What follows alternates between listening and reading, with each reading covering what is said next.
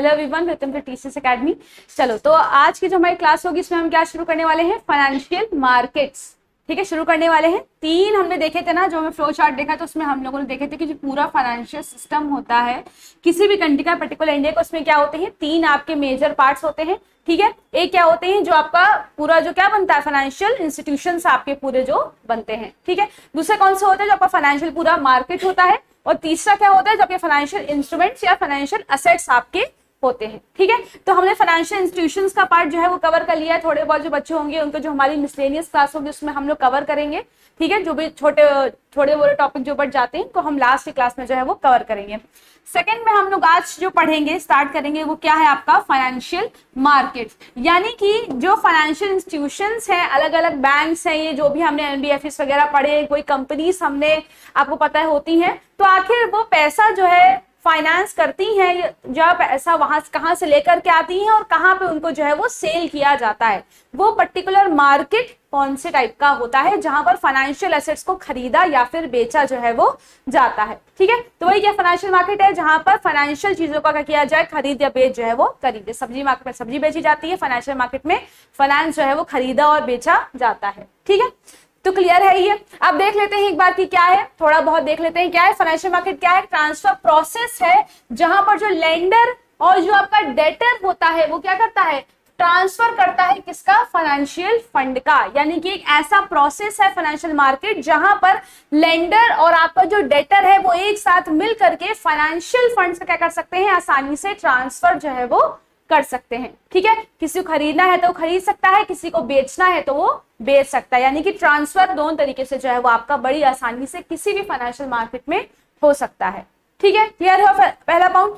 इसके बाद second point क्या है आपका, कि ये क्या है, आपका सेफ एक्सचेंज के लिए बना हुआ है और इसका काम क्या है, लिक्विडिटी प्रोवाइड करना। किसको, आपके इन्वेस्टर्स को। ठीक है, लिक्विडिटी प्रोवाइड करना यानी कि मतलब क्या होता है कि जब भी उन्हें पैसे की जरूरत हो तो उन्हें पैसा जो है वो मिल जाए, और अगर उन्हें लगता है कभी उनका पैसा जो है वो कहीं इन्वेस्ट करना है तो बड़ी आसानी से उनका जो पैसा है वो भी जगह पर इन्वेस्ट हो जाए। कहीं इन्वेस्ट हुआ है, उनको वापस चाहिए पैसा, तो उसके लिए भी उनको लिक्विडिटी जो है इस फाइनेंशियल मार्केट में मिलती है।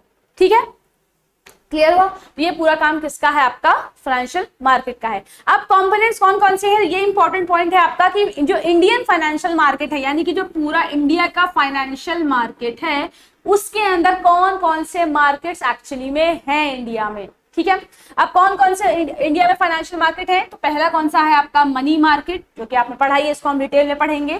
कैपिटल मार्केट, ठीक है, कैपिटल मार्केट भी है आपका। तीसरा कौन सा मार्केट है यहाँ पर, तो कॉमोडिटी मार्केट है। फिर है आपका डेरिवेटिव्स मार्केट, इंश्योरेंस मार्केट और आपका फॉरेन एक्सचेंज मार्केट। अब हम एक एक करके थोड़ा थोड़ा सबका देखते हैं क्या मतलब है सबका। तो मनी मार्केट क्या होता है, तो आप हमेशा से पढ़ते चले आ रहे हो, मनी मार्केट ऐसे टाइप का मार्केट है जो कि शॉर्ट टर्म इंस्ट्रूमेंट्स में डील जो है वो करता है। किसी इन्वेस्टर को शॉर्ट टर्म के लिए, एक साल से कम के लिए अपना पैसा कहीं पर लगाना है तो उसके लिए, या फिर किसी कंपनी को शॉर्ट टर्म के लिए पैसा जो है वो चाहिए, यानी कि फाइनेंस चाहिए उसको, तो उसके लिए वो किसमें डील करेंगे, मनी मार्केट में डील करेंगे। ठीक है, सबको पता है ये बात। ठीक है, इसी का जैसा अपोजिट क्या है आपका, कैपिटल मार्केट है, जो कि क्या है, लॉन्ग टर्म में लिए आपका डील करता है। लॉन्ग टर्म के लिए किसी इन्वेस्टर को पैसा लगाना है कहीं, या किसी कंपनी को लॉन्ग टर्म के लिए पैसा जो है वो चाहिए, तो उसके लिए क्या, कहाँ इन्वेस्ट किया जाएगा, आपका कैपिटल मार्केट में। इंपॉर्टेंट क्या है आपका, कॉमोडिटी मार्केट। अब ये कॉमोडिटी मार्केट क्या होता है, तो जहां मनी मार्केट में फाइनेंशियल इंस्ट्रूमेंट्स पर डील किया जाता है, आपके टी बिल्स हो गए, कमर्शियल पेपर हो गया आपका, या सर्टिफिकेट ऑफ डिपॉजिट हो गया। कैपिटल मार्केट में हम शेयर्स पर, डिबेंचर्स पर, कॉर्पोरेट बॉन्ड्स में डील करते हैं, ग्रीन बॉन्ड्स में डील करते हैं।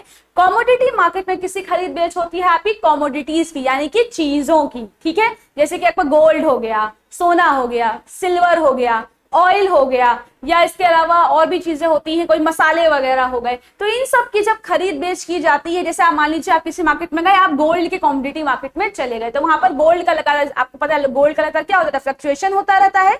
उसमें जब खरीद बेच जो है वो आप गोल्ड की करते हो, किसी को बेचा, किसी ने खरीदा गोल्ड, उसने स्पेकुलेशन किया कि कब गोल्ड के दाम बढ़ेंगे, कब गोल्ड के दाम घटेंगे, तो ये सब कहाँ डीलिंग होती है, कॉमोडिटी मार्केट में होती है। ठीक है, तो गोल्ड की, सिल्वर की, ऑयल की, गेहूं की, चावल की, इन सब की जहां पर खरीद बेच करी जा रही है स्पेक्यूलेशन के बेसिस पर। ठीक है, तो वो कौन सा मार्केट है, कॉमोडिटी मार्केट। क्लियर हो, कॉमोडिटी मार्केट। ये इतना पॉपुलर नहीं है आम जनता में। आम जनता जो है कमोडिटी मार्केट में ज्यादा डील नहीं करती है, इससे स्पेशलाइज्ड लोग होते हैं जो कि सालों से सिर्फ कमोडिटी मार्केट में ही डील करते आ रहे हैं। आम जनता जो है वो ज्यादातर मनी मार्केट और कैपिटल मार्केट में ही, या अब धीरे धीरे करके वो लोग डेरिवेटिव्स मार्केट की तरफ जो है वो बढ़ रहे हैं। ठीक है, अब डेरिवेटिव मार्केट क्या होता है? तो डेरिवेटिव मार्केट होता है कई सारे आपके अलग अलग न्यू, जैसे ना मॉडर्न इंस्ट्रूमेंट्स आ गए हैं आप अपने, तो वो सब डेरिवेटिव मार्केट में आ जाते हैं। जैसे कि आपके फ्यूचर्स हो गए, फ्यूचर कॉन्ट्रैक्ट्स लोगों ने खरीद रखे हैं, या ऑप्शंस लोगों ने खरीद रखे हैं, तो ये सब किसमें आता है? मॉडर्न आपके इंस्ट्रूमेंट्स आ गए हैं इन्वेस्ट करने के, तो वो सब आपका डेरिवेटिव मार्केट में आता है। ठीक है, जब हम फाइनेंशियल असेट्स की तरफ आगे बढ़ेंगे तब हम डेरिवेटिव्स और कौन कौन से डेरिवेटिव्स के इंस्ट्रूमेंट्स हैं, यानी कि फ्यूचर्स क्या होता है, ऑप्शंस क्या होता है, फॉरवर्ड कॉन्ट्रैक्ट्स क्या होते हैं, तब हम उसको डिटेल में पढ़ेंगे। ठीक है, क्लियर हुआ कि डेरिवेटिव्स में कौन कौन से आते हैं? जो नए नए आपकी चीजें आई हैं। ठीक है, और फिर क्या है आपका इंश्योरेंस। इंश्योरेंस मार्केट क्या है? कुछ नहीं, जो सिंपल आपका पूरी जो इंश्योरेंस आपकी पूरी चल रही है, पूरा रेगुलेशन चल रहा है इंडिया में, वही क्या है? इंश्योरेंस का मार्केट है।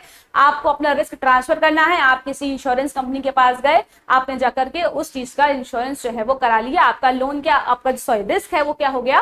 ट्रांसफर जो है वो हो गया। फिर आपको रिस्क होगा, कोई लॉस हो जाएगा तो उसको बियर कौन करेगा? इंश्योरेंस कंपनी जो है वो उसको बियर करेगी। आपके सर से टेंशन जो है वो खत्म हो गई लॉस की। ठीक है, ये जो रिस्क ट्रांसफर करने के लिए जो मार्केट बनाए जाते हैं वो क्या है? आपके इंश्योरेंस मार्केट हो गए। ठीक है, और कुछ नहीं है। लास्ट क्या है आपका? Foreign exchange market. Foreign exchange market में किसी खरीद बेच करी जाती है? करेंसीज की करी जाती है। ठीक है, करेंसीज की जहां खरीद बेच करी जाए, जैसे कि कोई डॉलर खरीद रहा है, कोई पाउंड खरीद रहा है, कोई येन खरीद रहा है, बदले में जो है आपके रुपए बेचे जा रहे हैं, कुछ भी। ठीक है, जहां पर भी करेंसीज की खरीद बेच हो रही है वो क्या है? आपका फॉरेन एक्सचेंज मार्केट आपका हो गया। ठीक है, अब फॉरेन एक्सचेंज मार्केट में ज्यादातर कौन कौन से मेंबर्स होते हैं? तो जितने भी बड़ी बड़ी कंट्रीज के जो क्या होते हैं, सेंट्रल बैंक्स होते हैं, वो जनरली किसमें डील करते हैं? फॉरेन एक्सचेंज मार्केट में डील करते हैं। आपका आरबीआई जो है वो फॉरेन एक्सचेंज मार्केट में जो है वो डील करता है। जब भी फॉरेन रिजर्व्स कम होने लगते हैं, या जो उसका ऐसे कहते हैं ना कि फॉरेन एक्सचेंज जो है वो गिरने लगता है, तो क्या करता है? डॉलर बेचता है, रुपए खरीदता है, तो इस तरीके से चीजें जो है वो चलती हैं। ठीक है, ये क्या है? Foreign exchange market. तो क्लियर है कौन कौन से कंपोनेंट्स हैं आपके पूरे फाइनेंशियल मार्केट के, कौन कौन सी चीजें आती हैं। ठीक है, money market, capital market, commodity market, derivatives market, insurance market और आपका फॉरेन एक्सचेंज मार्केट। ठीक है, कोई दिक्कत है इसमें? ये कमोडिटी मार्केट में हाँ स्पेकुलेशन के थ्रू प्राइसेस हाँ परचेज या सेल किया जाता है, हाँ तो इसका इफेक्ट रियल उसमें पड़ता है। तो जैसे कोई कमोडिटी है, उनका प्राइस बढ़ रहा है या घट रहा है, तो इसके इफेक्ट से भी होता है। हाँ हाँ बिल्कुल, वो तो है ही। कमोडिटी मार्केट बेसिकली बनाया ही इसीलिए गया है कि जब वीट के दाम बढ़ेंगे, गेहूं के दाम बढ़ेंगे, चाहे तो वो जो हमारे आसपास है हम लोग भी उससे अफेक्ट होंगे, लेकिन जो लोग इन्वेस्ट करते हैं इन सब चीजों पे, उन पर भी डायरेक्टली इसका असर जो है वो पड़ेगा ही पड़ेगा। ठीक है, क्लियर हुआ? आगे चले। ठीक है, डिटेल में हमें कौन सा पढ़ना है आज? तो डिटेल में हमारा जो मेन फोकस रहेगा वो मनी मार्केट आपका आज रहेगा। ठीक है, मनी मार्केट आपका मेन फोकस है। कैपिटल मार्केट पे भी हम थोड़ा बहुत बात जो है करेंगे। कैपिटल मार्केट में इतना बताने को नहीं है। कैपिटल मार्केट में मेन जो है वो उसके इंस्ट्रूमेंट्स हैं, तो जब हम फाइनेंशियल असेट्स पढ़ेंगे उसके तब हम इंस्ट्रूमेंट्स डिटेल में जाकर के पढ़ेंगे। ठीक है, चले आगे। कोई दिक्कत है स्लाइड में? चले आगे, चलो आगे चलते हैं, फिर देखते हैं और आगे क्या है। चलो हाँ, डायरेक्टली हम शुरू कर रहे हैं किससे? आपके पहले कॉम्पोनेंट से, मनी मार्केट के। तो मनी मार्केट क्या है? एक ऐसा फाइनेंशियल इंस्टीट्यूशंस का क्लस्टर जो किससे डील कर रहा है? शॉर्ट टर्म सिक्योरिटीज से, या लोन से, या गोल्ड से, या फॉरेन एक्सचेंज से। जब भी क्या किया जाता है? शॉर्ट टर्म में डील किया जाता है, तो वो कौन सा मार्केट कहलाता है? मनी मार्केट जो है वो कहलाता है। जैसे सबने यहाँ पे अकाउंट्स पढ़ी है, अकाउंट्स में क्या पढ़ा है? करंट एसेट्स पढ़े। करंट एसेट्स क्या होते हैं? ऐसे एसेट जो कि तुरंत से क्या हो जाए? मनी में कन्वर्ट जो है वो हो जाए, हाईली लिक्विड। तो इसी तरीके से जो मनी मार्केट के इंस्ट्रूमेंट्स क्या होते हैं वो भी आपके करंट एसेट में भी होते हैं, हाईली लिक्विड जो है वो होते हैं, इनको मनी मार्केट कहा जाता है। ठीक है, मनी क्या होती है? तुरंत से आपने कोई चीज दी, तुरंत आपके पास जो है वो सामान जो है वो आ गया। ऐसे ही मनी मार्केट के इंस्ट्रूमेंट्स भी आपके होते हैं। ठीक है, क्लियर हुआ? इसके बाद जो इंडियन मनी मार्केट है उसमें क्या है? वो आपका बेसिकली दो पार्ट्स में डिवाइडेड है। ठीक है, इंडियन मनी मार्केट के क्या है? दो पार्ट्स हैं। पहला पार्ट कौन सा है? आपका ऑर्गेनाइज्ड पूरा मार्केट है, यानी कि जिसमें पूरी तरीके से ऑर्गेनाइज तरीके से चीजें होती हैं, जिसको रेगुलेट करने का काम आपका आरबीआई करता है।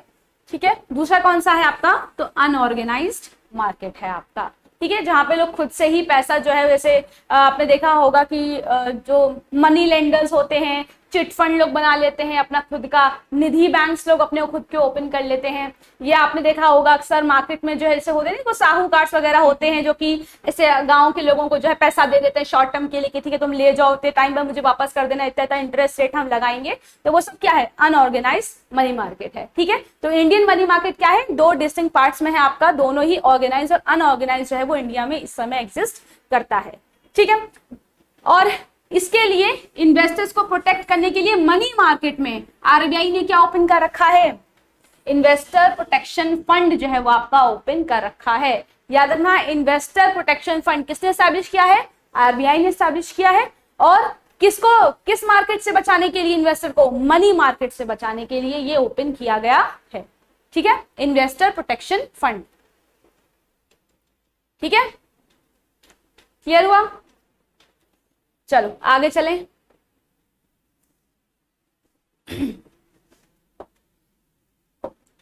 इसके बाद हम फंक्शंस देखेंगे एक एक करके कि क्या क्या फंक्शंस है, और बाकी ये तो आपको पता ही है कि 1 साल से कम की इनकी क्या होती है, मैच्योरिटी पीरियड जो है वो इन सारे इंस्ट्रूमेंट्स का होता है, ठीक है। 1 साल में खरीद भी लिया, बेच भी दिया, वापस रिटर्न भी आ गया, तो वो सब क्या है, मनी मार्केट के इंस्ट्रूमेंट्स हैं। 1 साल से ज्यादा लग रहा है तो वो मनी मार्केट का इंस्ट्रूमेंट नहीं है, वो आपका कैपिटल मार्केट वो हो जाएगा, ठीक है। ये तो पता ही है। अब फंक्शन देखते हैं एक एक करके। तो उसमें क्या है, अगर शॉर्ट टर्म फंड्स की डिमांड और सप्लाई है, ठीक है, शॉर्ट टर्म फंड्स की डिमांड है या शॉर्ट टर्म फंड्स की सप्लाई है, तो डिमांड और सप्लाई को क्या करना, इक्वेट करना, यानी कि मिलाने का काम कौन करता है, मनी मार्केट जो है वो करता है, ठीक है। कंपनीज को शॉर्ट टर्म फंड्स की नीड है, उनको चाहिए शॉर्ट टर्म में पैसा, और कोई इन्वेस्टर है उसको शॉर्ट टर्म के लिए पैसा जो है कहीं इन्वेस्ट करना है, ठीक है। तो डिमांड भी है, सप्लाई भी है, तो उनको मिलाने का काम कौन करेगा, मनी मार्केट करेगा, ठीक है। इसके बाद बोरोवर्स और लेंडर्स जो हैं वो अपनी वही बात है कि अपनी जो है जो बोरोवर्स हैं और जो लेंडर्स हैं उनको शॉर्ट टर्म फंड्स अगर उनको चाहिए हो, बोरिंग और इन्वेस्टमेंट करनी हो, तो उसके लिए वो कर सकते हैं, ठीक है। किस पर, एक एफिशिएंट मार्केट क्लियरिंग प्राइस पर, यानी कि एक अच्छे प्राइस पर वो इन्वेस्ट भी कर पाए और एक उसी अच्छे प्राइस पर उन्हें क्या मिल सके, उस पर रिटर्न भी जो है वो मिल सके। इसके लिए क्या है, इंडियन मनी मार्केट जो है वो काम लगातार करता है, ठीक है। बाकी और क्या है आपका, वही बात है जैसे सेंट्रल बैंक क्या करता है, मनी मार्केट इंस्ट्रूमेंट से, जैसे मैंने पहले पढ़ाया था कि सेंट्रल बैंक यानी कि आरबीआई क्या करता है, मॉनेटरी पॉलिसी लेकर के आता है अपना, जहाँ पे वो रेपो रेट बढ़ाएगा, ठीक है, बैंक रेट बढ़ाएगा, अपने ओपन मार्केट में अपनी सिक्योरिटीज बेचेगा, खरीदेगा। तो मनी मार्केट की मदद से सेंट्रल बैंक जो है वो जो लिक्विडिटी है और जो मनी सप्लाई है उसको भी कंट्रोल करने का काम जो है वो करता है, किसकी वजह से, मनी मार्केट की मदद से, ठीक है। तो मनी मार्केट का काम क्या है, एक जो आरबीआई की मॉनेटरी पॉलिसी है उसमें भी बहुत एक प्रमुख रोल जो है वो आपका होता है, ठीक है। क्लियर हुआ, चलो फिर आगे चलें। अब आगे हम देखेंगे कौन कौन से इंपॉर्टेंट आपके क्या है, तो इंस्ट्रूमेंट्स हैं मनी मार्केट के, ठीक है, इंपॉर्टेंट मनी मार्केट इंस्ट्रूमेंट्स, या जिनमें स्पेशली डील एग्जैक्टली किन किन चीजों में कर सकते हो आप मनी मार्केट में, ठीक है।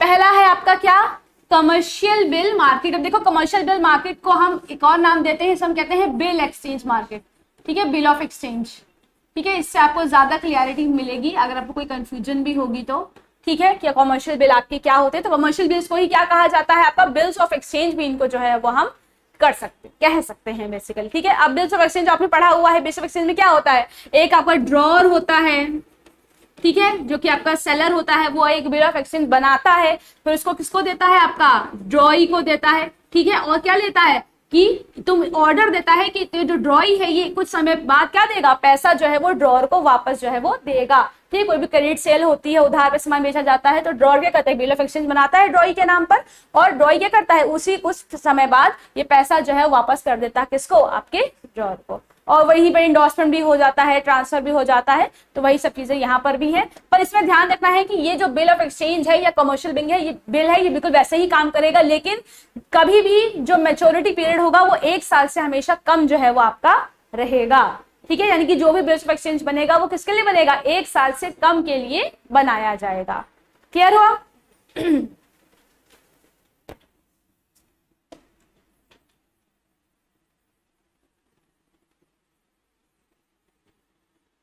इनफैक्ट अब जो कमर्शियल बिल्स बनने लगे हैं वो आपके 14 डेज के लिए भी बनने लगे हैं, ठीक है। सिर्फ 2 हफ्तों के लिए जो है लोग अपना कमर्शियल बिल जो है वो बनाते हैं, ठीक है। किसी को क्रेडिट पे कोई सामान चाहिए, ड्रॉ ने बिल ऑफ एक्सचेंज बनाया, फिर 2 हफ्ते बाद क्या हुआ, पैसा सारा जो है वो वापस आ गया, ठीक है। तो 2 हफ्ते के लिए भी क्या बनता है आपका कमर्शियल बिल या फिर बिल ऑफ एक्सचेंज जो है वो बनाया जाता है।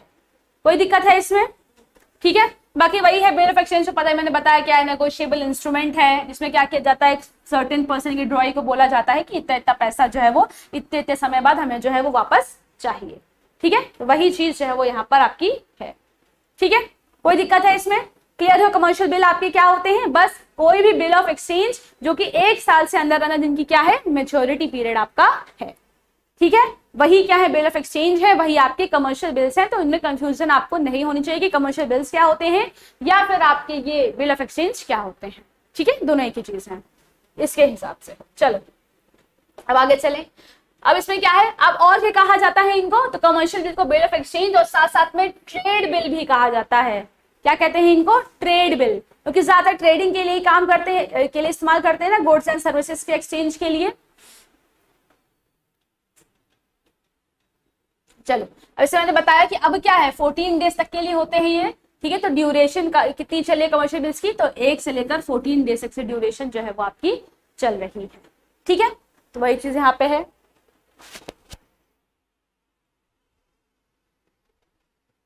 तो जब भी बिल ऑफ एक्सचेंज बनाए जाएं 14 डेज के लिए करेंटली, तो वो क्या बन जाएंगे, कमर्शियल बिल्स जो है वो आपके बन जाएंगे।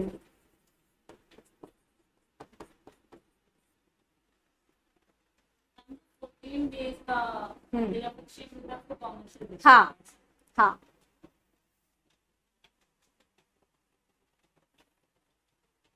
ठीक है।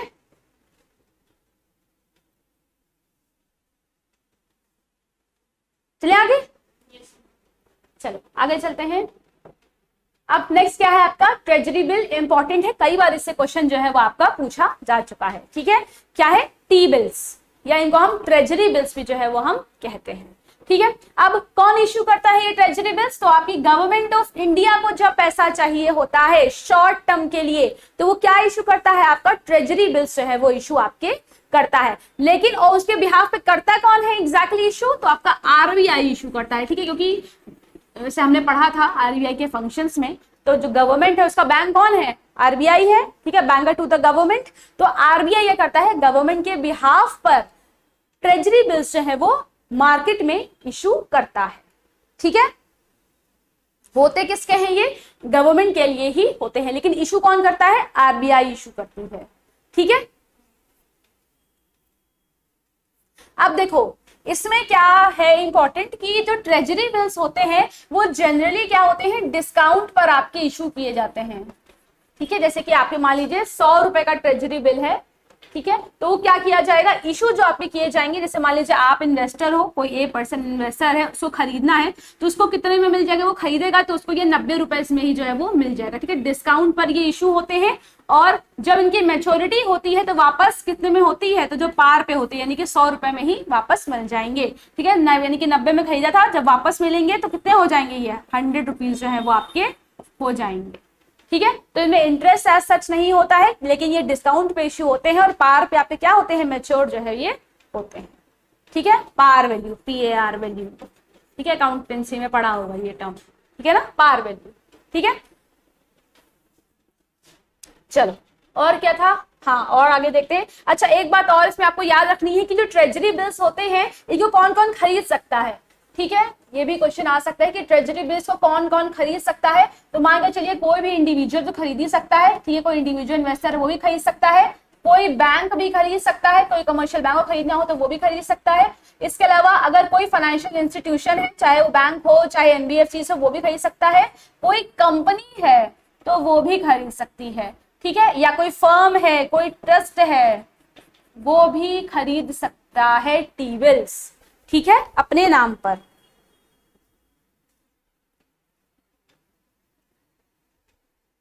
ठीक है, तो जरूरी नहीं कि आप सिर्फ इंडिविजुअल तो भी खरीद सकते हो, बैंक हो, फाइनेंशियल इंस्टीट्यूशन हो, कोई कंपनी हो, कोई फर्म हो, कोई ट्रस्ट हो आपका, तब भी आप टी बिल्स जो है वो परचेज कर सकते हो, ठीक है। अच्छा, अब लिखा है 4 तरीके के ट्रेजरी बिल्स होते हैं, 14 डेज के, 91 डेज के, 182 डेज के और कितने 364 डेज के। लेकिन एक बात आपने याद रखनी है, करंटली कौन कौन से चल रहे हैं, और इस पर क्वेश्चन भी आ चुका है कि करंटली कौन कौन से आपके चल रहे हैं। हुए थे इशू, होते बहुत, ठीक है, आजादी से अब तक जो है बहुत सारे ट्रेजरी बिल्स इशू हो चुके हैं, ठीक है। पहले एक समय था 273 डेज का भी बिल जो है वो आपका चलता था, ठीक है, लेकिन सब डिसकंटिन्यूड हो गए, कभी लोग शुरू करते हैं फिर खत्म करते हैं। लेकिन करंटली अगर हम इसमें बात करें तो सिर्फ ये 3 जो है वो आपके चल रहे हैं, 91 डेज के, 182 डेज के और आपके 364 डेज के। तो ये बात आपको याद रखनी है कि एक बार क्वेश्चन ये पूछा जा चुका है कि कौन कौन से ट्रेजरी बिल्स इस समय करंटली काम कर रहे हैं, ठीक है। तो 91 डेज, 182 डेज और 364 डेज। 14 डे टी बिल पहले था, पर अब इसको क्या कर दिया गया है, डिसकंटिन्यूड कर दिया गया है, अब ये काम नहीं करता है।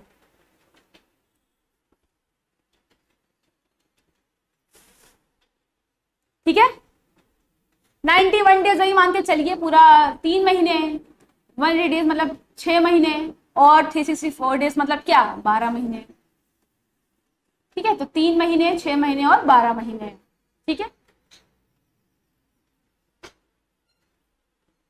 तो इस ड्यूरेशन में इन 3 तरीकों के टी बिल्स जो है वो आपके इशू होते हैं आरबीआई के द्वारा। कोई दिक्कत है इसमें, ठीक है।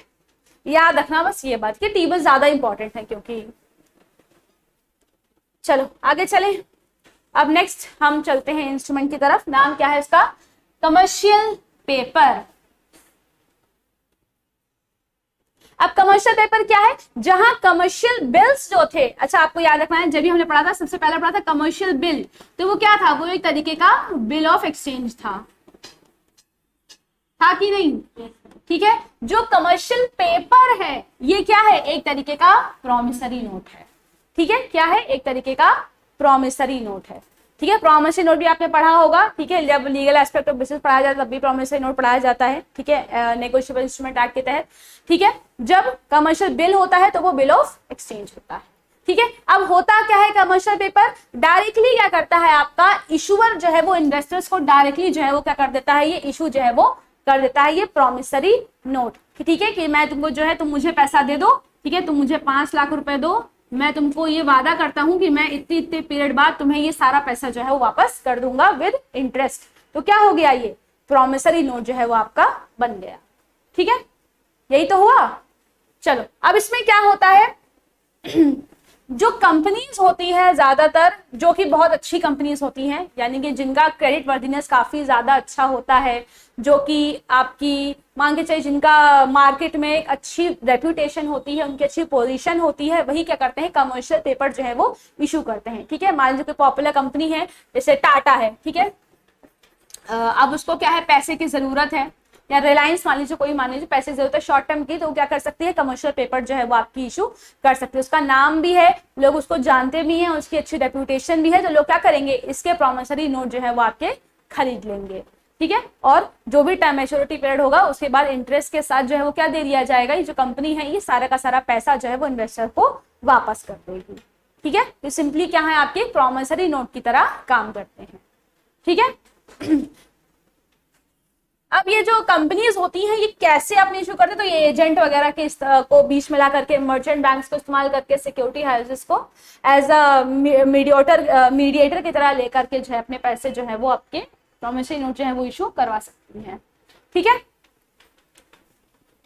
एक सेकंड देखते हैं, हाँ अब ये इंपॉर्टेंट है, कमर्शियल पेपर क्या होते हैं, सिर्फ 5 लाख मिनिमम अमाउंट है, 5 लाख से नीचे आप कमर्शियल पेपर इशू नहीं कर सकते हो, ठीक है। तो मिनिमम अमाउंट कितना है 5 लाख रुपए, ठीक है। कोई भी इन्वेस्टर को 5 लाख तक रुपए मिनिमम जो है वो करने होते हैं, 5 लाख से नीचे कोई भी कमर्शियल पेपर इशू नहीं हो सकता है। 5 लाख के ऊपर क्या इसके जितने भी मल्टीपल्स होते हैं, 5 लाख 10 लाख 15 लाख 20 लाख ऐसे ऐसे क्या होते हैं आपके कमर्शियल पेपर इशू करे जाते हैं, ठीक है। तो मिनिमम अमाउंट कितना है 5 लाख, ठीक है। क्या नहीं इसमें नहीं है, इसमें है, जिसमें है लिमिट उसको मैंने मेंशन जो है वो किया है, ठीक है। चलो अब इसकी मैच्योरिटी पीरियड क्या है, इसमें भी आपको याद रखना है। तो मैच्योरिटी क्या है, मिनिमम आपकी 7 डेज मिनिमम है, और मैक्सिमम, क्योंकि ये मनी मार्केट का इंस्ट्रूमेंट है तो 1 ईयर ही रहेगी। तो मिनिमम आप 7 दिन के लिए इशू कर सकते हो, और मैक्सिमम आप 1 साल के लिए इसको आप इशू जो है वो कर सकते हो। ठीक है, तो ये क्या है, इसका मैच्योरिटी पीरियड आपका हो गया। ठीक है, तो अमाउंट कितनी, मिनिमम 5 लाख, और मैच्योरिटी पीरियड मिनिमम 7 दिन।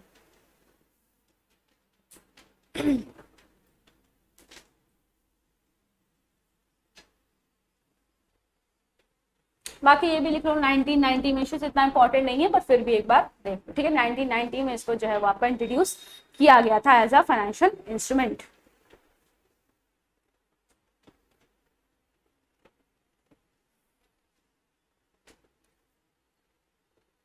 क्लियर हुआ कि कमर्शियल पेपर क्या होता है? कंफ्यूज, मैं बार बार कह रही, कंफ्यूज हो रहा, कमर्शियल बिल में और कमर्शियल पेपर में। ठीक है, कमर्शियल बिल की मैक्सिमम मैच्योरिटी कितनी होती है, 14 डेज, अभी बताया था ना। और कमर्शियल की कितनी होती है, 1 ईयर, 7 डेज मिनिमम, और मैक्सिमम कितनी, 1 ईयर। ठीक है, और आपका कमर्शियल बिल क्या होता है, एक तरीके का बिल ऑफ एक्सचेंज होता है, और कमर्शियल पेपर क्या होता है, एक तरीके का प्रॉमिसरी नोट आपका होता है। ठीक है, चले आगे, चलो आगे चलें फिर। नेक्स्ट कौन सा है आपका instrument, certificate of deposit, CD. हाँ हाँ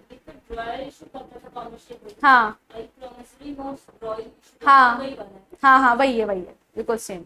ठीक है, चलो क्या है, सर्टिफिकेट ऑफ डिपॉजिट। अब सर्टिफिकेट ऑफ डिपॉजिट क्या है, अब इनको कौन करता है इशू, तो जब भी मान के चलिए अगर किसी बैंक को पैसा चाहिए, किसी कमर्शियल बैंक्स को शॉर्ट टर्म के लिए पैसा चाहिए, या किसी स्पेशल फाइनेंशियल इंस्टीट्यूशन को पैसा जो है वो शॉर्ट टर्म के लिए चाहिए, तो वो किस में डील करेगा, सर्टिफिकेट ऑफ डिपॉजिट में जो है वो आपका डील करेगा। ठीक है, तो अगर हम बात करेंगे पार्टीज कौन सी होती है डिपॉजिट की, तो आपके कमर्शियल बैंक्स या स्पेशल फाइनेंशियल इंस्टीट्यूशन से करते हैं, सर्टिफिकेट ऑफ डिपॉजिट में जो है वो आपके डील जो है वो करते हैं, वही इशू करते हैं इन डिपॉजिट्स को। ठीक है, टी बिल्स कौन करता है, गवर्नमेंट इशू करती है। कमर्शियल पेपर कौन इशू करता है, कंपनीज इशू करती हैं जिनकी क्रेडिट वर्दीनेस काफी अच्छी होती है। और सर्टिफिकेट ऑफ डिपॉजिट कौन इशू करता है, कमर्शियल बैंक्स और फाइनेंशियल इंस्टीट्यूशंस इशू करते हैं। ठीक है, कोई दिक्कत है इसमें?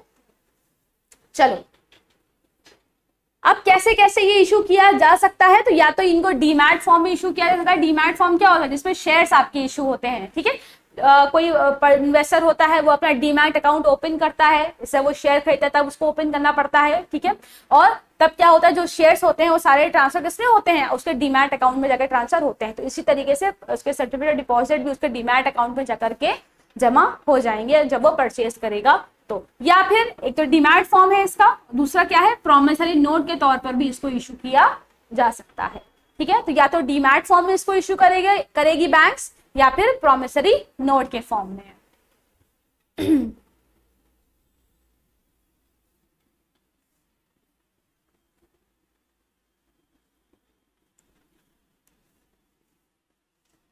चलो अब सबसे पहले कहाँ इशू हुए थे, देखो पढ़ लो एक बार। ठीक है, न्यूयॉर्क में इशू हुए थे। कब हुए थे, 1960s के दौरान जो है इनको सबसे पहले जो है वो आपका इशू किया गया था न्यूयॉर्क में। ठीक है, फिर यूके में यानी कि स्टर्लिंग में ये 1968 में जो है वो आपके आ गए थे। ठीक है, मैच्योरिटी पीरियड क्या होती है, तो ये याद रखना है 7, ये मंथ लिखा हुआ है। ठीक है, कहीं पे मैंने देखा मंथ लिखा हुआ है, पर मैंने इंटरनेट पे चेक किया तो वहां पे डेज लिखा हुआ है, तो आप डेज पर ही जाओ। ठीक है, मंथ पे मत जाओ। तो 7 डेज से लेकर के 1 ईयर तक क्या होती है, इनकी भी मैच्योरिटी पीरियड आपका होता है। ठीक है, जैसे किसका था, आपका कमर्शियल पेपर का था, तो जो मैच्योरिटी पीरियड कमर्शियल पेपर का है वो आपका इसका भी है, सीडी का। चलो, और इसका मिनिमम क्या है, इसका मिनिमम है 1 लाख।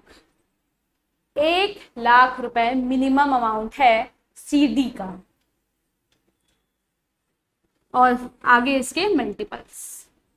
1 लाख रुपए मिनिमम अमाउंट है। पेपर का कितना था, 5 लाख, और नेक्स्ट इसके मल्टीपल 10, 15, और ये क्या है आपका 1 लाख, CD तो 1 लाख और फिर इसके मल्टीपल्स, ठीक है, 1 2 3 ऐसे, ठीक है। चलो तो ये क्या था आपका सर्टिफिकेट ऑफ डिपॉजिट था, आई थिंक इतना ही होंगे। हाँ नहीं चाहिए और थोड़ा सा बहुत है, अनऑर्गेनाइज के बारे में थोड़ा दिया है, ठीक है। अच्छा हाँ एक और होते हैं, उसको भी देख लो, मैंने मेंशन नहीं किया है।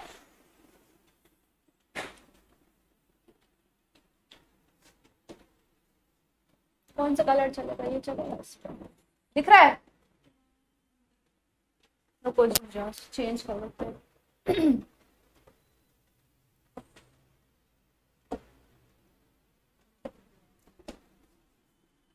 दिखेगा दिखेगा, ठीक है। तो एक होते हैं आपके कौन से, रेपो, ठीक है, इनको हम रेपो कहते हैं, ठीक है। इनका फुल फॉर्म क्या है आपका, रीपर्चेज अग्रीमेंट्स, रीपर्चेज अग्रीमेंट्स, ये भी क्या है, एक तरीके के इंस्ट्रूमेंट्स होते हैं, ठीक है, रीपर्चेज अग्रीमेंट्स। इसमें बेसिकली क्या होता है, रेपोस क्या होते हैं आपके, तो यहां पर क्या किया जाता है, यहां पर कोई कंपनी है, मान लीजिए कोई पर्टिकुलर कंपनी है, कंपनी ए, वो क्या करेगी, अपना कोई भी नोट जो है वो उसको बेचेगी, ठीक है, सेल करेगी, इस वादे से कि हम इसको कुछ टाइम बाद दोबारा से इसको जो है वो खरीद लेंगे। तो ये सब क्या होंगे आपके रेपोस में जो है वो आएंगे। सबसे पहले ये सेल करेगी अपना किसी भी सिक्योरिटी को, ठीक है, और कहेगी कि मैं आपसे ये वादा लेता हूं कि मैं करीब 2 महीने बाद इसी सिक्योरिटी को आपसे दोबारा जो है वो परचेज जो है वो कर लूंगा, ठीक है। तो ये क्या हो गए आपके रेपो इंस्ट्रूमेंट्स जो है वो आपके हो गए, ठीक है। शॉर्ट टर्म के लिए किसी को पैसा चाहिए, आपने अपने घर का सामान जाकर के आप बेच आए और आपने कहा ठीक है मैं 2 महीने बाद दोबारा आऊंगा और इस सामान को दोबारा जो है वो खरीद करके ले जाऊंगा, तो वो क्या हो गया, सिंपली रेपो इंस्ट्रूमेंट्स या रेपो अग्रीमेंट्स जो है वो आपके हो गए। क्लियर हुआ, कोई दिक्कत है, ठीक है। तो ये भी क्या है आपके मनी मार्केट के इंस्ट्रूमेंट्स के तौर पर जो है वो आपके काम करते हैं, रीपर्चेज अग्रीमेंट्स। इनको आप रेपो रेट से मत कंफ्यूज करिएगा, ठीक है, रेपो रेट पढ़ाया था ना, तो उससे कंफ्यूज मत करिएगा, ये रेपो अलग है, वो रेपो अलग है, ठीक है। हाँ मान के, हाँ ठीक है। चलो आगे चलें फिर अब हम अनऑर्गेनाइज की तरफ ना। हाँ अनऑर्गेनाइज्ड मनी मार्केट क्या है, अनऑर्गेनाइज्ड मनी मार्केट, जैसे मैंने बताया था जो आपका पूरा मनी मार्केट है वो 2 टाइप का है, एक तो है जो आपका ऑर्गेनाइज्ड है जिसमें पूरी तरीके से रेगुलेशन रहता है आपके पूरे आरबीआई का, और एक क्या है आपका तो अनऑर्गेनाइज्ड है। तो अनऑर्गेनाइज्ड में कौन कौन चीजें आती हैं, बस शॉर्ट में ये लिखा होगा इसमें।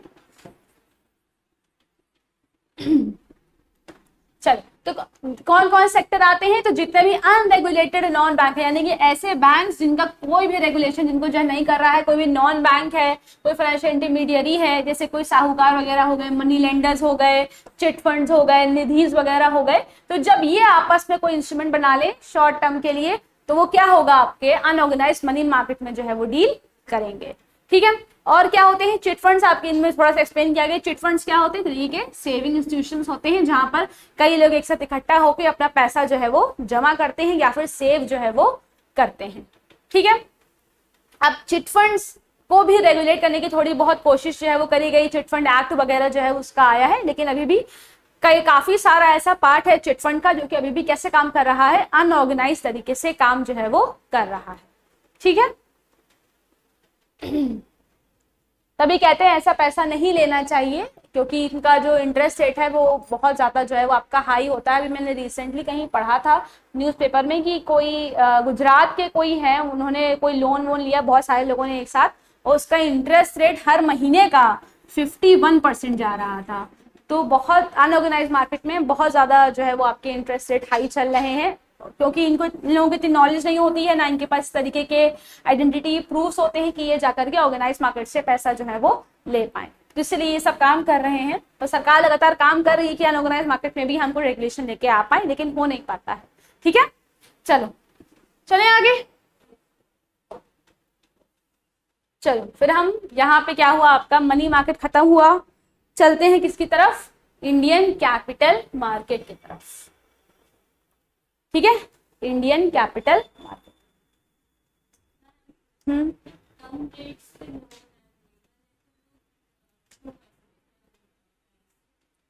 क्योंकि बैंक पहले तो सबको लोन देता नहीं है।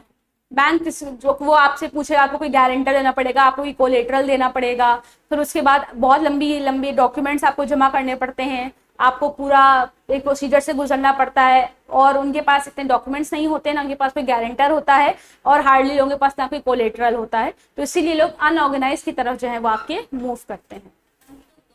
जैसे अपने कंट्रोल में रहकर जैसे अनऑर्गेनाइज लोग वो देते हैं वैसे कुछ जिसमें वो मतलब easily हाँ, नहीं ऐसा लेकिन नहीं हो पाता ना, नहीं तो क्या होगा कि सरकार क्या करती है, हर चीज प्रॉपर तरीके से, सिस्टमैटिक तरीके से करती है, क्योंकि उसके पास भी पैसा लिमिटेड ही है, और उनका मेन मकसद जो है वो भी थोड़ा बहुत प्रॉफिट कमाना ही है। तो अगर वो भी ओपन तरीके से कर देगी कि जिसको पैसा चाहिए वो पैसा ले लो, लेकिन मान लो नहीं चुका पाए तो फिर क्या होगा, तो सरकार को लगातार इससे लॉसेस जो है वो बियर करने पड़ेंगे। सरकार करती है, इसलिए उसने आरआरबी वगैरह ओपन करे हैं, ग्रामीण बैंक ओपन करे हैं कि जो किसान वगैरह हैं उनको लोन मिल जाए, लेकिन हम किसी को भी ऐसे लोन जो है वो प्रोवाइड अभी फिलहाल नहीं कर सकते हैं। ठीक है, छोटी छोटी चीजों के लिए लोग, क्योंकि लोन तो ले लेते हैं लोग, ठीक है, लेकिन तो इसके लिए लगातार आपका अनऑर्गेनाइज मार्केट इसलिए लगातार जो है वो आपका काम जो है वो करता है।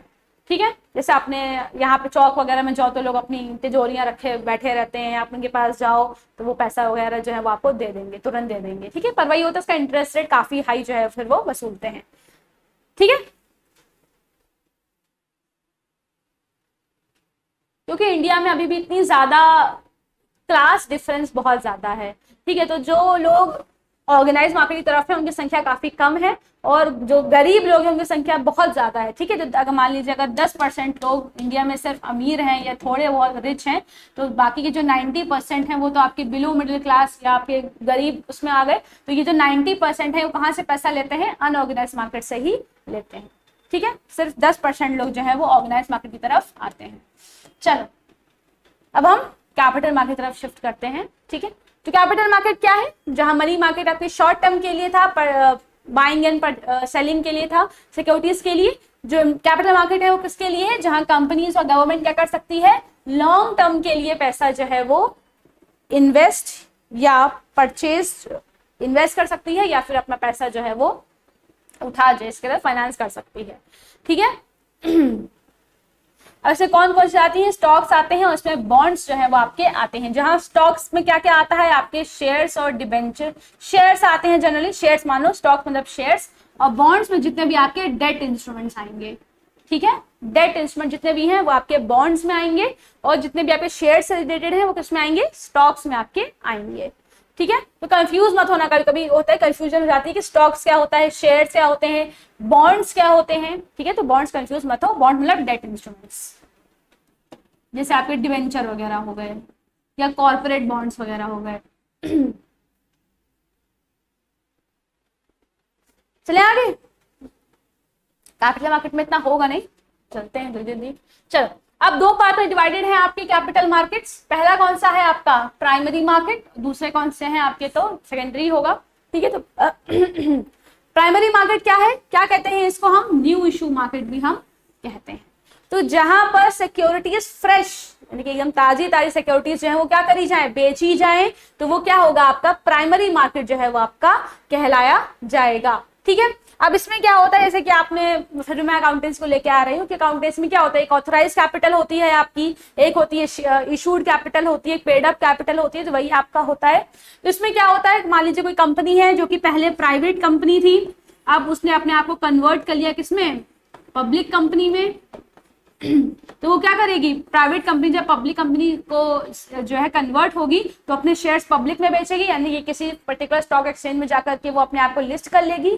ठीक है, चाहे सेंसेक्स में हो चाहे निफ्टी में हो, अपने आप को उसने लिस्ट किया, और उसके बाद क्या होगा, वो अपने शेयर्स जो है वो पब्लिक के लिए ओपन जो है वो कर देगी कि अब पब्लिक जो है वो हमारे शेयर्स को खरीद सकती है पहली बार में। तो ये क्या होगा, आपका प्राइमरी मार्केट में इससे जो है वो डील किया जाएगा।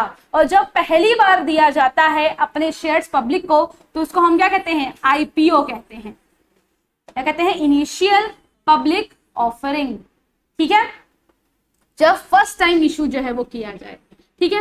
इसके अलावा कई बार ऐसा होता है कंपनी को मान लीजिए और ब्रांचेस खोलनी है, कंपनी को डाइवर्सिफाई करना है, अपने आप को एक्सपैंड करना है, तो उसके लिए भी वो क्या करती है, उसने मान लीजिए पहले 5 लाख इशू करे थे शेयर्स, तो उसको और इशू करने हैं शेयर्स, तो उसके लिए भी वो और ज्यादा जो 5 लाख रुपए हैं वो भी नए इशू करेगी, तो वो भी कहाँ करेगी, प्राइमरी मार्केट में ही इशू जो है वो करेगी। ठीक है। तो किसी कंपनी को प्राइवेट से पब्लिक बनना हो, अपने आप को डाइवर्सिफाई करना हो, अपने आप को बढ़ाना हो, तो वो सब किसमें डील करेगी, प्राइमरी मार्केट में जाकर के डील जो है वो करेगी। इसके अलावा अगर राइट्स इशू किए जा रहे हैं, राइट इशू क्या होते हैं, अपने ही इंप्लॉइज को जो है वो इशू कर देना। ठीक है, अपने ही इंप्लॉइज को शेयर्स जो है वो इशू कर देना, उनकी कामों से खुश होकर के या एज अ प्रॉफिट के तौर पर कि आपको हम जो है वो शेयर्स इशू कर रहे हैं डिस्काउंट पर, तो ये सब भी किसमें आएगा, प्राइमरी मार्केट में ही आपका आएगा। ठीक है, सेकेंडरी मार्केट में ये नहीं आएगा, ये आपका प्राइमरी मार्केट का ही हिस्सा जो है वो बनेगा। क्लियर हुआ कि प्राइमरी मार्केट में कौन कौन सी चीजें आती हैं। ठीक है, सारे केसेस क्लियर हुए, कोई दिक्कत है, आईपीओ क्लियर हुआ। हाँ नहीं नहीं नहीं नहीं, ये मत समझना कि बोनस शेयर्स अलग होते हैं, राइट शेयर्स अलग होते हैं।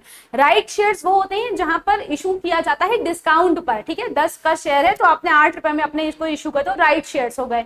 बोनस शेयर्स वो होते हैं जहां पर फ्री ऑफ कॉस्ट आप क्या करते हो, शेयर्स इशू, जो ऑलरेडी शेयर होल्डर्स आपके पास हैं उनको आप एडिशनल बोनस के तौर पर जो है वो और शेयर्स इशू कर देते हो, उसके लिए उनसे कोई पैसा चार्ज नहीं किया जाता है। क्लियर हुआ। ठीक है, तो उसमें कंफ्यूज मत होना। ठीक है, चलो आगे चले। नेक्स्ट क्या है आपका, तो सेकेंडरी मार्केट होता है जहां यानी कि ऑलरेडी उनके मार्केट्स क्या है वो इशू है, बस खरीद बेच जो है वो करी जाती है किसी न किसी स्टॉक एक्सचेंज मार्केट में, तो वो क्या है आपका पूरा सेकेंडरी मार्केट जो है वो आपका है, ऑलरेडी एग्जिस्टिंग है। ठीक है, ऐसे आप अक्सर देखते हो ना, वो बनी होती है स्टॉक एक्सचेंज में जाओ तो सबके पॉइंट्स बने होते हैं कि इनकी इतना उछाल, इतना गिरा, स्टॉक मार्केट इतना उठा, तो ये सब क्या है, सेकेंडरी मार्केट आपका पूरा है, जहां पर लोग स्पेकुलेशन के बेसिस पर जो है वो आपका जाते हैं। ठीक है, इन्वेस्ट करने के लिए, खरीदने के लिए, ये सब क्या है, सेकेंडरी मार्केट आपका होता है। ठीक है, buying and selling of securities of the existing, यानी कि ऑलरेडी उनको इशू किया जा चुका है। ठीक है,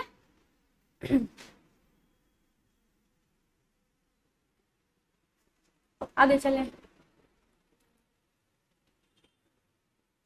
हाँ वही है कि जो सिक्योरिटीज से उनको इनिशियली ऑफर किया गया था पब्लिक को प्राइमरी में, और फिर उनको दोबारा जो है किसी स्टॉक एक्सचेंज में जाकर के लिस्ट कर दिया गया। ठीक है, प्राइमरी पहले इशू किया था, फिर स्टॉक एक्सचेंज जाकर के उनको लिस्ट कर दिया गया।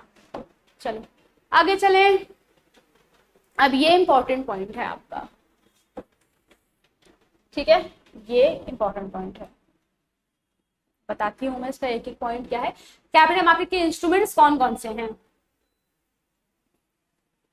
जैसे मनी मार्केट के इंस्ट्रूमेंट्स हमने पढ़े, वैसे कैपिटल मार्केट के इंस्ट्रूमेंट्स हम शॉर्ट में पढ़ेंगे।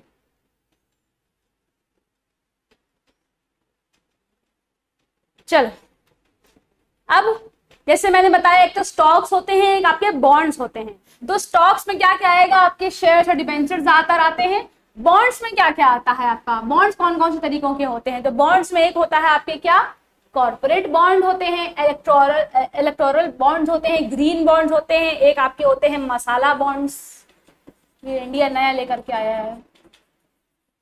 ठीक है, अब इसको देखते हैं थोड़ा बहुत क्या क्या होते हैं ये। हाँ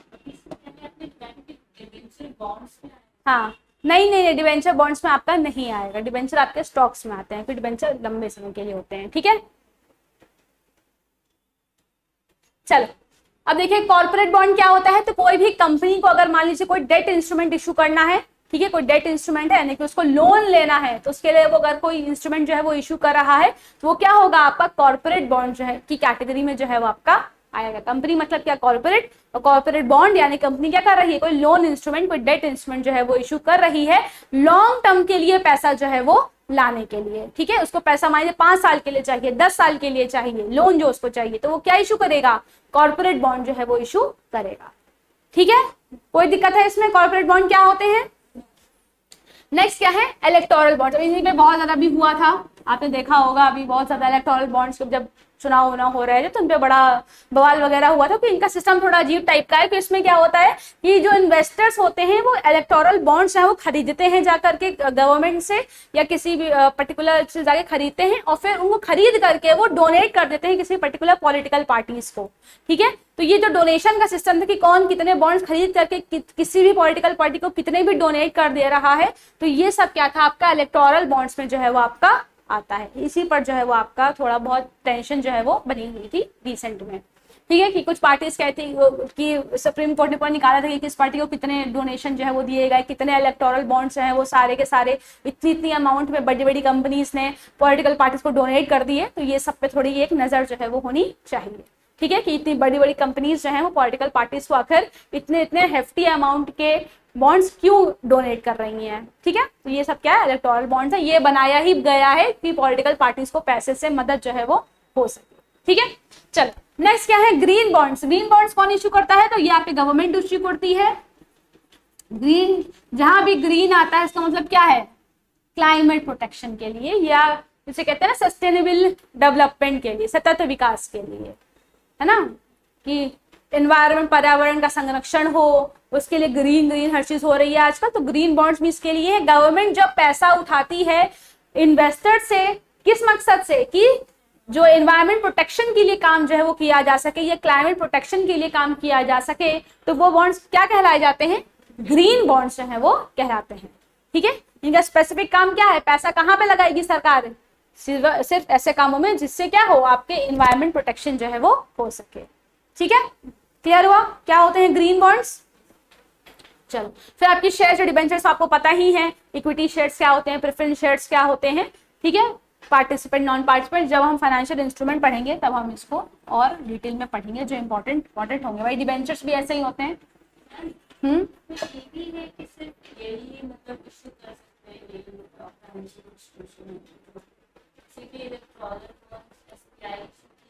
हाँ, गवर्नमेंट इशू करती है, गवर्नमेंट बॉन्ड। हाँ, कोई भी कर सकती है। ठीक है, और फिर कैपिटल मार्केट का रेगुलेटर कौन है, SEBI, security exchange board of India. ये क्या है रेगुलेटर और प्रमोटर भी है Indian capital market. Indian capital market कैसे काम कर रहा है उसको रेगुलेट करना, प्रमोट करना, के साथ साथ इन्वेस्टर के प्रोटेक्शन के लिए लगातार काम करने का काम किसका है, सेबी का आपका है। ठीक है, हेडक्वार्टर्स कहाँ है इसके, मुंबई में। सेबी मैंने पढ़ाया नहीं ना, अभी नहीं पढ़ाया होगा भाई। तो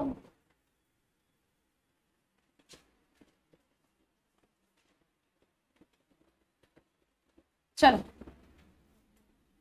तो ये क्या था आपका कैपिटल मार्केट था। ठीक है, शॉर्ट में।